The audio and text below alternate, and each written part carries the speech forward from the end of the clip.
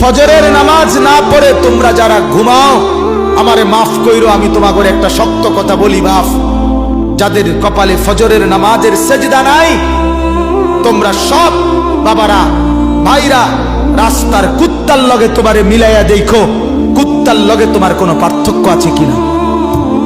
সোজা কথা, কুত্তার সাথে মিলাই দেখো, কুত্তার লগে। ওই জানোয়ার শুধু ঘুমায়, ওই জানোয়ার পেশাব পায়খানা করে, ওই জানোয়ার খাবার খায়, ওই জানোয়ার যৌবনের যৌন চাহিদা পূরণ করে। তুমি জানোয়ার একই রকম, ওই জানোয়ার সেজদা ছাড়া জাগলো, তুমি জানোয়ারও সেজদা ছাড়া জাগলা।